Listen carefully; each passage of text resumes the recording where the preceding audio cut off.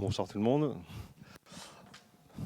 On va parler un peu de Cara Design de manière globale dans le dessin, que ce soit surtout en 2D, parce que je viens de la 2D principalement. Donc là, Franck est en train de préparer quelques petits dessins que j'ai sélectionnés pour faire l'exposé. Bon, on va faire déjà une petite introduction au Cara, comment aborder le Cara Design de manière... D'accord, ouais. Bah, en gros, moi, je viens beaucoup de que de la 2D, sur de la série, sur Agnès et Célestine, principalement. J'aurais des têtes que je connais. Sur Kid Luke récemment. Là, en ce moment, je travaille sur une nouvelle série, moi à ton âge, qui est beaucoup en 2D cutout, donc en pantin, pour ceux qui voient à peu près ce que ça donne. Max et Maestro, Molusco, Sally Bollywood et Minuscule, si en 3D. Mais là, je travaillais en 2D dessus, donc je faisais du layout posing. Et donc principalement, je suis en character designer ou du posing en 2D, quoi. C'est vraiment les personnages qui m'attirent qui m'ont vite attiré depuis tout petit, qui m'ont amené à dessiner surtout. Impeccable, ouais, en premier, peut-être ceux-là, ouais, c'est des dessins de prod. Tu veux commencer par lequel? Peut-être je fais Pascal, donc il y a lui. Par exemple, sur lui, ouais, il est très bien. Ouais. Ok,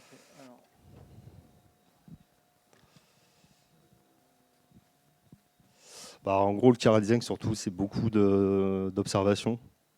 Savoir caricaturer un être humain, un animal, ou même un robot, ou un vaisseau, enfin, quel que soit l'univers, en fait.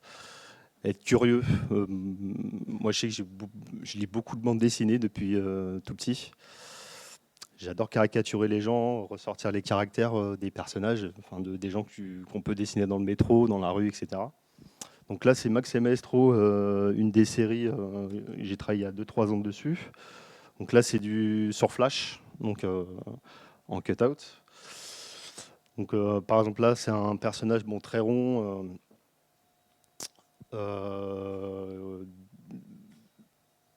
Chercher la silhouette du personnage déjà, c'est la première chose à faire. Et aussi le caractère du personnage, ce qu'il est, quel rôle il a dans la série ou le projet, quoi. Donc là, c'était un personnage secondaire, hein, mais c'est surtout s'amuser sur les formes. Donc là, il a par exemple une tête si on prend le 3/4 face ici, une tête en B, donc un gros volume sur le bas du visage qu'on exagère et un petit crâne pour rendre le côté rondouillard, hein, du personnage bedonnant.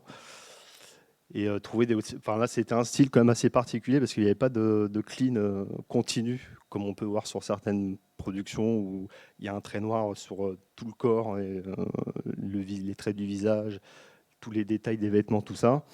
Parce que là, il y avait des éléments aussi séparés quand c'est en cut-out. Par exemple, nous, les character designers, on ne s'occupe pas de séparer les éléments, ce que fait le rigueur, par exemple, qui lui séparera par exemple la main, l'avant-bras, tous les éléments, les bras, etc., pour que ça puisse être animé en pantin, en fait. Et donc nous, il faut qu'on réfléchisse aussi à ça, à pas trop complexifier le design, qu'il soit assez efficace, simple et très lisible, surtout au niveau de la silhouette du personnage. Et après, bon, les couleurs, ça vient plus tard, en rendant aussi qu'il soit pas trop présent, vu que c'est un personnage secondaire de la série. Je vais peut-être montrer d'autres.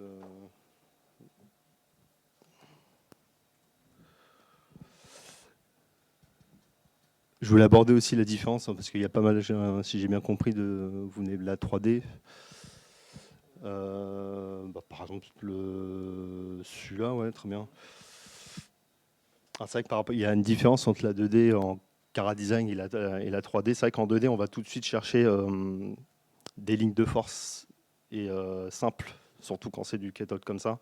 En 3D, on travaille plus en volume, parce que là, c'est par exemple, bon, effectivement, il y a des pieds qui sont un peu dans la perspective, mais il y a des productions où je travaille en ce moment où c'est du plat.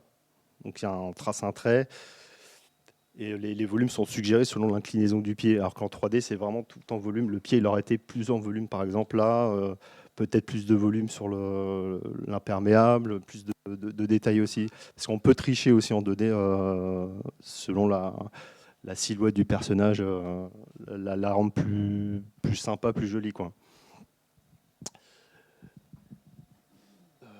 Donc là, bah, c'est un prof, voilà, voilà, prof de SVT, mais il est question d'économie aussi, il peut être prof de français, enfin bref, il est, il est multicasquette, hein, comme d'autres personnages. Question de coûts aussi, pour réduire les coûts, on habille un personnage aussi, on lui met, je sais pas, un bonnet, on enlève la poche et hop, il fait un autre métier, quoi.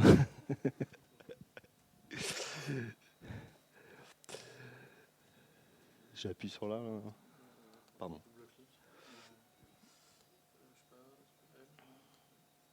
Ça, c'est un perso, un projet perso, j'en parlerai après. Non, non, bah rester sur Max. Par exemple, celui-là, ouais.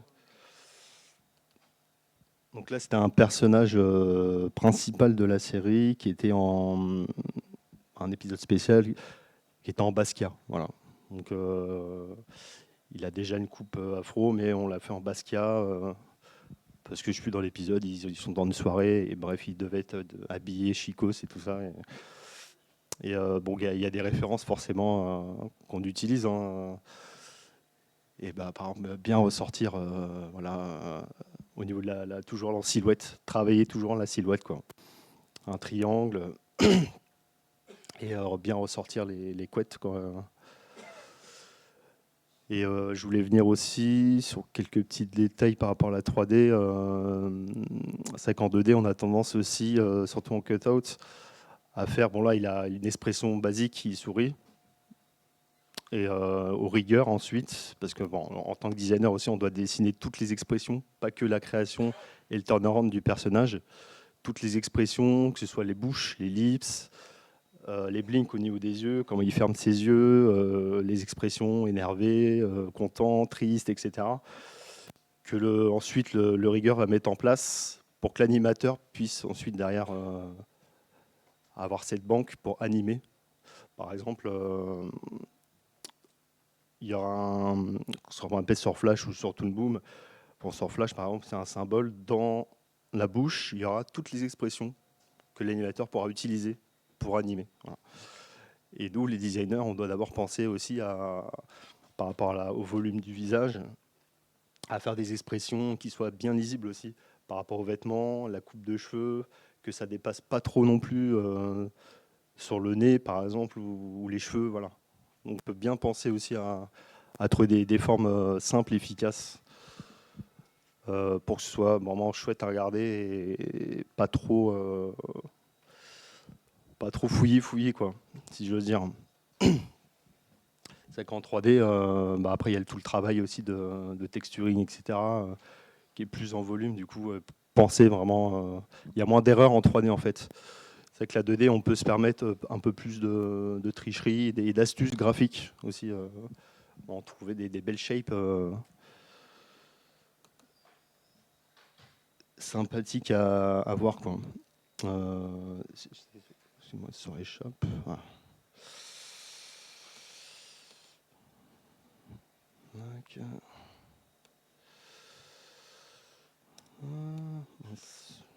c'est où? Ah, voilà. Bah là, je voulais montrer un autre style. Bon, là, c'est un de mes projets personnels que je suis en train de développer. Bon, c'est en gros l'histoire, c'est une hache qui a un pouvoir et donc plusieurs monstres et convoitent cette hache. Bon, bref. Et selon le personnage, il développe, il utilise la hache différemment, quoi. Et là, bon, je cherchais justement encore une fois des shapes, hein, des formes. Par exemple, un monstre des marais qui sera encore des lignes moins brutales que le golem de lave, là, qui est plus anguleux, plus géométrique, qui lui est en pierre. Donc j'ai cherché des formes plus dures, là plus souples. C'est de l'ail, hein, comme Swamp Thing pour ceux qui lisent les comics, hein, qui connaissent. Voilà, des formes plus rondes, plus souples, Bon, là, j'ai travaillé au trait, par exemple, directement, avec une direction, pareil, un poids de la hache, parce que selon la taille du monstre, voilà, eux, ils sont un peu grands et costauds, donc il la porte facilement à une main. Lui, il a plus de mains, il la porte à deux mains, donc les tentacules bien tendus, direction opposée de la hache, quoi. Le corps opposé, comme s'il traînait cette hache, il avait toutes les peines du monde à la tirer. Le petit squelette aussi. Mais voilà, enfin, c'est toujours des. Après, c'est développer un univers aussi. Toujours dans le chara design, chacun, voilà, il y en a qui sont plutôt manga, d'autres comics, d'autres Disney, etc., ou d'autres heroic fantasy, science-fiction. Enfin, on a tous nos influences, tout ça. Et c'est vrai que c'est en regardant beaucoup enfin moi personnellement, beaucoup de bandes dessinées, de films d'animation, ou même de films tout court. On se construit un univers, quoi. Donc on développe, on a nos influences, et on essaie de creuser, quoi, de trouver des petites, parce que c'est tellement de trucs de fait que c'est pas évident de créer des nouvelles choses, quoi.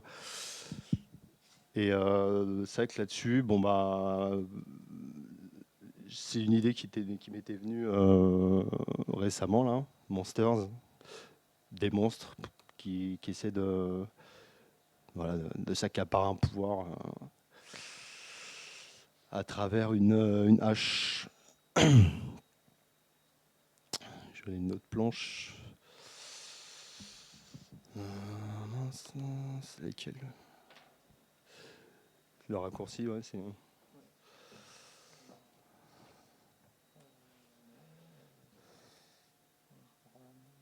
celle-là.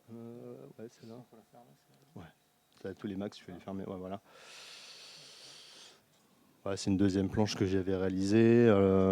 Bon, ouais, j'ai pas mis la couleur là-dessus. J'ai pu chercher, par exemple, sur l'araignée, des lumières aussi.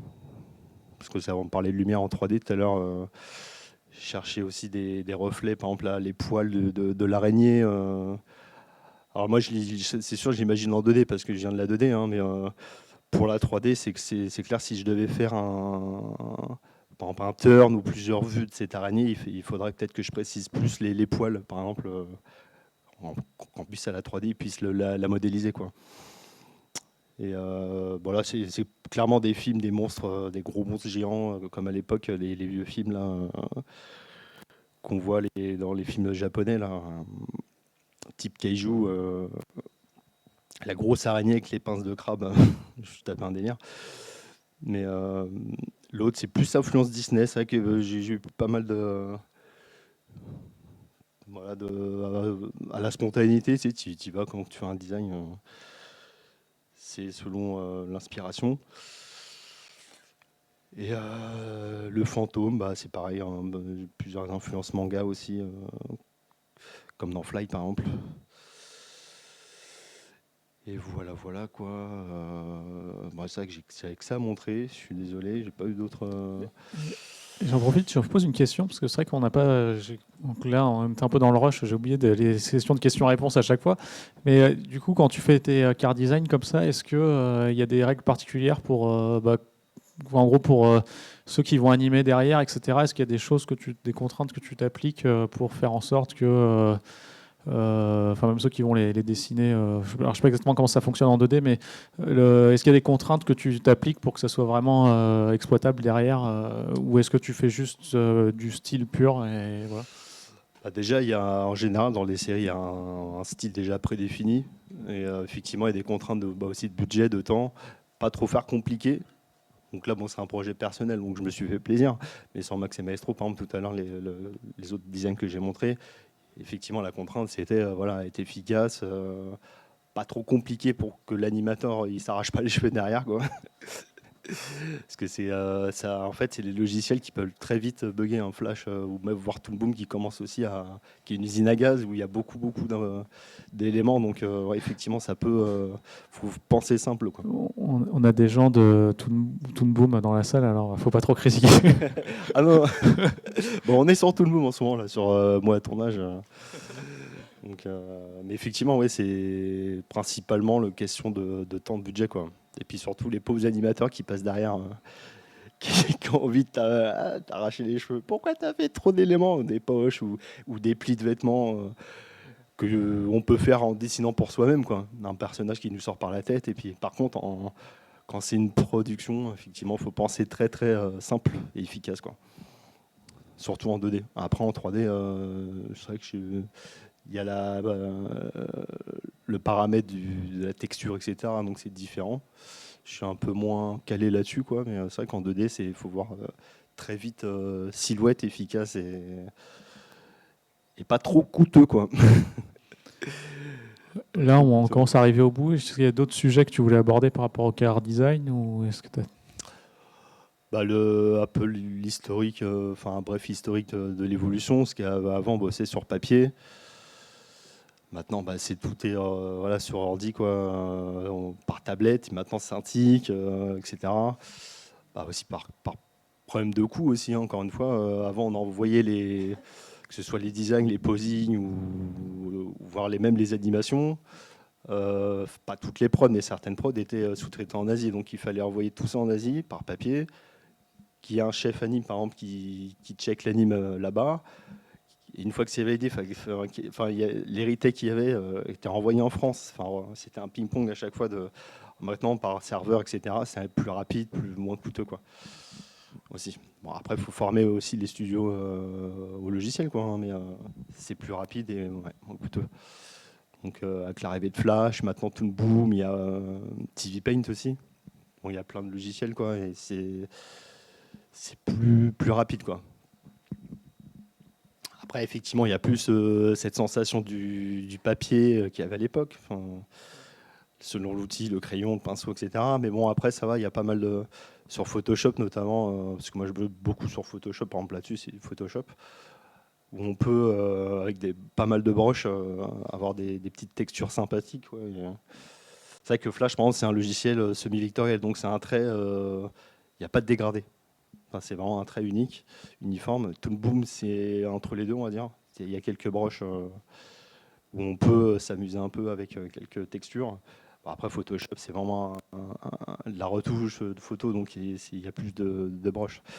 Mais oui, effectivement, l'évolution, c'est ça. Enfin, surtout après la 3D, je peux pas m'en donner, c'est ça, quoi. Il y a eu du papier, puis après la CGI, quoi. Est-ce que tu as essayé un logiciel comme Krita nous, on aime bien chez CGWire parce que c'est open source, mais aussi parce que, apparemment, enfin, de ce que je comprends, ça monte bien et il y a plein de gens qui s'appelaient. Est-ce que toi, tu as pu essayer de Non. essayer ce soft? Non, on m'en a parlé. Apparemment, c'est bien. Il faudra que je teste. C'est vrai que Photoshop, Adobe, ils ont mis un peu. C'est un peu le Disney. Ils ont le monopole. Ils ont tout racheté et sans pour autant des fois améliorer les licences. Par exemple, là, je vois, on utilise Photoshop 2020 qui est pas top. Enfin, je trouve, je préfère les versions précédentes comme la CS5, c'était plus simple. Il n'y a pas de gens d'Adobe dans la salle, on peut y aller. On peut y aller. Ou même Flash Animate qui est pas spécialement mieux que le CS5. Là, on arrive au bout. J'ai posé pas mal de questions. Est-ce qu'il y a d'autres gens qui voudraient poser des questions, en fait, ou même si... Hop. On en a parlé tout à l'heure. Je me demandais si, au niveau de la phase de design, si tu prenais, enfin, si tu commençais par avoir une phase de design beaucoup plus libre avant d'aller vers quelque chose de plus en plus clean, en pensant de plus en plus aux contraintes techniques. Alors effectivement, après, dans la DD, il y a le style. Par exemple, si tu as un style, je sais pas moi, manga, et que tu bosses sur une prod cartoon, qui est pas du tout enfin, ça dépend des mangas aussi, hein. Si tu es dans le manga très réaliste et tu bosses sur du texte avril, il va falloir un temps d'adaptation. Après, c'est effectivement, moi je sais que par exemple, je propose au réalisateur et puis lui il tranche et enfin on parle tous les deux, on se dit bah tiens, moi je te propose ça parce que ce personnage je le sens comme ça, et puis des fois il fait ah bah cool, je le voyais pas spécialement comme ça, mais bon allez hop validé. Puis des fois il dit oh, moi je préfère moins compliqué, ça va être plus dur pour l'anime, etc. Donc garde ce que tu fais, mais tu t'enlèves ça. Enfin, c'est des compromis, quoi. Oui, après, l'idéal, c'est de trouver un compromis entre ce que toi, tu as l'habitude de faire et les contraintes de la prod, quoi. C'est ça. Après, tu peux. Moi, je sais que j'essaie d'injecter un peu ma touche, enfin, comme tout le monde, hein, tout en gardant le style, quoi. C'est un peu le défi de chaque prod 2D parce que même si tu as des prods qui se ressemblent, tu as quand même voilà, la reboot, c'est-à-dire tu recommences une nouvelle prod et tu dis bon bah maintenant il faut que je me contrains à ça mais c'est un petit défi. Enfin, c'est toujours se renouveler. Trouver un équilibre en fait, que ton personnage soit à la fois, ça dépend le rôle qu'il aura, qu'il soit existant, mais pas trop. Enfin, tout dépend du. Apporter ta petite patte quoi. Voilà, c'est surtout ça. Et puis beaucoup caricaturer les gens. Enfin, c'est la caricature en fait, le design, exagérer certaines formes, faire beaucoup de croquis nus aussi, c'est un conseil que je donne. Ça, c'est l'anatomie, c'est très important de la connaître, enfin, à mon sens quoi. Pour ensuite styliser justement les. Apparemment, c'est pas. Enfin, un des exemples, c'est par exemple Bruce Timm, le character designer, enfin celui qui a créé, qui a designé Batman, avec ses formes très anguleuses. Quand tu vois les épaules et puis après une ligne droite et une courbe, une droite, tu vois tout le deltoïde de l'épaule. Enfin voilà, il stylise ça vraiment de manière à la fois dynamique, élégante et à la fois puissante parce que bon, c'est Batman, c'est super-héros, il a le torse en avant. C'est une ligne droite là, une courbe, une ligne droite. C'est très moderne. Et du coup, ces designs, ils ne vieillissent pas, quoi. Enfin, je parle de lui. Après, il y a d'autres. Il n'y a pas que cette école. Hein. Il y a plein de. Quand tu prends. Moi, je sais que j'ai grandi avec du Cobra, par exemple. Ou, enfin, cette époque, pour ceux qui sont nés dans les années 80. C'est pareil, c'est toujours magique, quoi. Pourtant, c'est plus réaliste. Enfin, après, c'est chacun aussi. N'en fout pour tous les goûts. Voilà. Il y en a qui n'aiment pas le Disney, d'autres qui sont plus manga, inversement. Mais effectivement, c'est des contraintes, il faut que tu te donnes. Tu gardes ta patte, ça sort des tripes, quoi, et après, tout en respectant la charte graphique du projet que tu bosses, auquel tu travailles.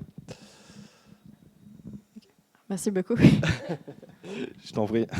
Ok, là on arrive vraiment au bout. Peut-être est-ce qu'il y a une dernière question ou si vous vouliez poser une question à Alim ou Benoît. C'est vrai qu'on on a plutôt préféré ce soir laisser parler les speakers, mais ok. Ok. Du coup, c'était par rapport au modeling. J'avais 2 questions. La première est peut-être anecdotique. C'est par rapport aux UV. Les étoiles sur les UV, vous préférez les placer où? Dans les endroits qui bougent pas, en fait, le moins possible. D'accord. Le but du jeu, c'est que c'est pas l'étoile en elle-même qui va générer des problèmes. C'est au lissage, on va se rendre compte qu'autour de l'étoile, on a un lissage qui va pas être complètement constant, qui va être moins joli que sur de la pure grid. D'accord. La seule chose à éviter, en fait, c'est d'avoir une étoile dans un endroit qui bouge beaucoup. Typiquement, on le regardait tout à l'heure, je disais, et on revient à la 2D, en fait, il faut connaître son anat. Parce qu'il faut mettre ça dans des endroits qui ne bougent pas. Et donc, il faut savoir, sur une face, quels sont les endroits qui ne bougent pas. Et donc, c'est une question de structure osseuse. Donc, par rapport aux coutures d'UV, ça n'a pas d'impact? Non, pas vraiment. Ok. Non, pas vraiment. En fait, le seul vrai truc qui a de l'impact dans les UV, et ça, c'est le nom absolu, en fait, c'est d'aller coller des triangles. Okay. Parce que là, pour le coup, en fait, un triangle, tu le subdivises... juste quand tu le lisses, tu peux être sûr que ça ne tiendra pas. Et encore, et après, de toute façon, c'est toujours une question d'équilibre, parce que si ton image finale, elle est basée sur le volume, tu peux t'en sortir avec des étoiles. C'est un peu un hold-up. Hein. S'il y a quelqu'un qui regarde et qui s'y connaît techniquement, il va te dire mais si ça passe, ça passe. Le but juste, c'est de sortir une image. C'est pas enfin, tu vois, tu vas pas donner tes mèches aux gens. En fait, ça sera une image qui sera diffusée. Si c'est matiéré, tu t'en sortiras jamais en fait avec des choses qui génèrent des artefacts. Donc c'est toujours une balance entre qu'est-ce qui est du volume, enfin qu'est-ce qui va venir de la pure 3D, qu'est-ce qui va venir du surfacing, donc du matiérage, et comment on vise entre les deux pour en faire le moins possible avec le résultat final qui marche. Ok, merci. Et du coup, question un peu plus technique maintenant, qui est aussi en rapport avec les UV, c'est les options de smooth d'UV. Ouais. Elles sont déterminées à quelle étape en fait? Parce que qui les choisit? Parce qu'en fonction des options de smooth, certains logiciels réagissent. Par exemple, ZBrush, il y a des options de smooth spécifiques. Donc, dans un pipeline 3D, il faut définir lesquels on utilisera. Après, c'est la grande histoire de Pixologic. Alors, il faut savoir que le corps de ZBrush a jamais été recodé depuis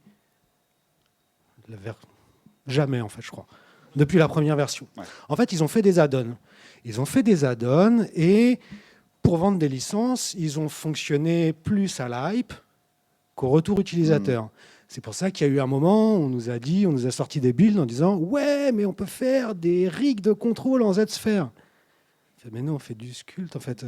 Ouais, mais il y a une timeline. Ouais, mais personne n'animera jamais sous ZBrush, en fait. Ouais. Mais ils ont vendu grave des licences avec ça. Et donc, pour en revenir à cette question-là, ce qu'ils ont fait de mortel, c'est le multimap exporter. C'est-à-dire que le multimap exporter, avant, quand tu faisais des UDIM, donc les UDIM, c'est ne pas laisser tous ces UV en 1-1, mais c'est avoir des grandes rangées pour pouvoir gérer du gros plan en 4K, genre le plan de western, tu vois.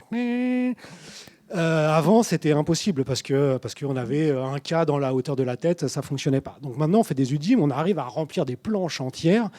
Le multimap exporter fait ça très bien. L'exporteur de map de ZBrush, il est cassé depuis la version 1. Et on a posé la question, il ne sera... les représentants de Pixologic France étaient venus nous voir pour faire une démo de la 4R2, il me semble. À l'époque, on était chez Durand à faire la mécanique du cœur. À l'époque, je travaillais avec un mec qui s'appelle François Rimasson, qui est une brute épaisse et qui est un bêta-testeur de ZBrush depuis la version 2, je crois.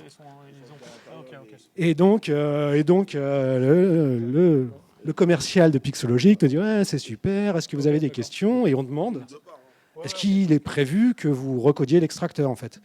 Non, mais il marche très bien. On dit bah, si vous voulez, on a des images en fait. À gauche ZBrush, à droite. Et il a fini par nous dire l'extraction c'est SciSlice ou X normal. Pour en revenir à ça. Donc en fait, ZBrush, le smooth des UV. Il faut viser au mieux. C'est un peu un hold-up à chaque fois. Mais ça finit par passer. Voilà. Bon, bah, je crois qu'on va arrêter. Peut-être Seb, tu veux dire un dernier mot parce que là, va falloir qu'on passe au pot. Merci à tous de m'avoir écouté. Voilà. Okay. Alors, je vais conclure. En plus, j'ai préparé ça un peu à l'arrache.com aussi. Désolé. J'ai fait un petit exposé de la 2D et du Cara en général. Quoi. Ouais, donc après, faites-vous plaisir. C'est pour ceux qui veulent faire du design. Voilà. C'était super. Donc, du coup, je vais terminer. Pardon. Donc, je vais peut-être remettre le visuel. Tiens. Hop. Donc, déjà. Si ça va bien marcher. Donc déjà merci du coup à tous les speakers parce qu'ils ont pu venir et préparer des choses et c'était super. Enfin on a eu du car design, de la modée, de la lumière, c'était vraiment vraiment cool. Et puis un grand merci à Alim aussi d'avoir pu improviser sa présentation au pied levé. Donc merci à Benoît là, qui nous a fait une petite question-réponse aussi à la fin. Merci à Sébastien qui vient de nous présenter les car design. Merci encore aux sponsors aussi, parce que grâce à eux qu'on peut faire ça. Donc il y a Range Computing là, qui nous offre le pot que vous allez pouvoir déguster dès maintenant. Lizard qui nous prête la salle et Ubicast qui fait la captation vidéo. Et puis CGWire qui organise. Voilà, donc désolé pour les petits couacs d'organisation. On a joué pas mal de malchance ce soir. Les prochaines fois, on fera beaucoup mieux. Voilà, je crois qu'on a fait le tour. Puis merci à vous d'être venus. Et puis c'est toujours un plaisir de vous accueillir dans nos meet-up. Voilà, à la prochaine.